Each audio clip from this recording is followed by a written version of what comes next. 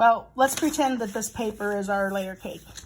Okay, so it's going to go on your layer cake, and your layer cake is 10 inches. So this is going to have to fit. You're going to have to be able to get one piece out of the layer cake like this, and then you're going to flip your template and you're going to get the other piece. So however you can get it to fit on your layer cake piece. Just a sec, I'll get this one. Okay, here's the back side of this one. Okay, so however you can get this to fit on the piece, you know, if you're frugal and you want to try and save as much as possible. Okay, so I can get that to fit on. It's still on all the edges. I can get that to fit like that. And then if I turn it over, I can get it to fit like this. And then I have this piece here left over. So if you're a scrap saver like I am, I'll probably do it that way. And then I'll cut myself like a 3.5 inch square or a couple 2.5 inch squares, whatever I can get cut out of this to put into my scrap saving system. I'll probably do that with the remainder of the layer cakes. So when I go to cut it, I'm going to put my fabrics right side up for everything, for all my cutting, because I'm going to reverse it by turning the template. Okay, so the front, I know that I'm going to need, I believe it's 24, your pattern tells you. And again, you don't have to cut these before you come to class. It just will allow you to get a lot more sewing done that day. And, you know, maybe you only get 5 of them cut or 10 of them cut. That's fine. You know, whatever you have time to do. And if you're not comfortable, I'll walk you through it right at the beginning of class and give you like an hour to cut. So it's up to you. But so what I'm going to do, if I'm going to cut this out of the layer cake, is I'm going to put my template on there. And again, I'll have sprayed it with Grippy, which I haven't done.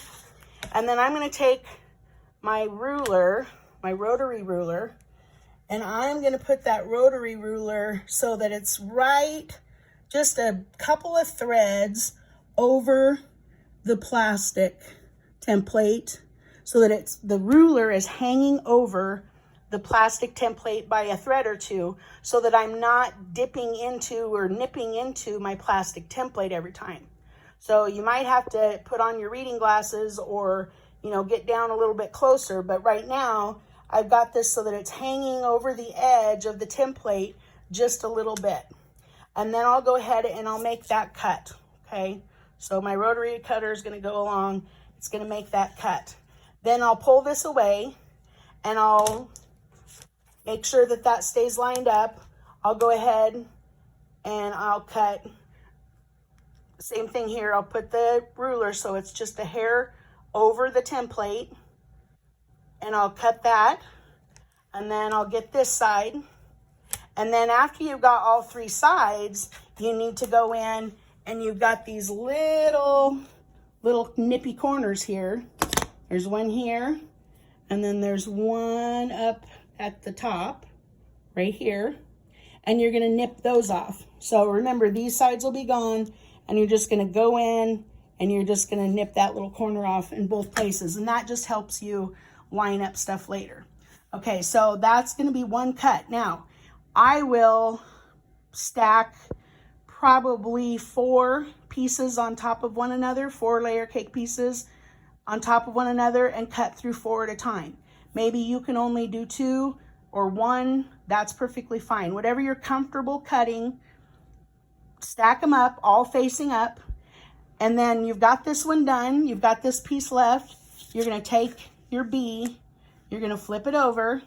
And again, you're going to maneuver it until you're sure it's on the fabric, on all the areas that it needs to be. And don't be afraid to waste fabric. We can always buy more, I've been told.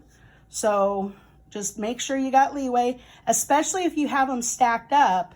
You need to make double sure that all 4 layers are under the template.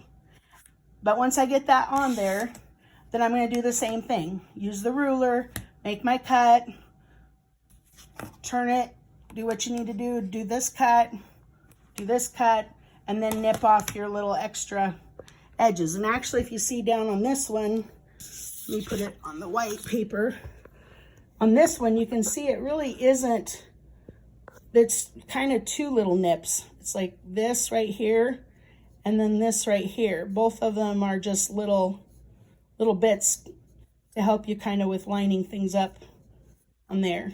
Okay, so that would be template B, and that would be what you use for all of your diamond shapes, all of your fabric that's going to be your layer cake or your yardage that you bought with different variety of prints. Like I know Linda has a whole bunch of different greens. That's going to be all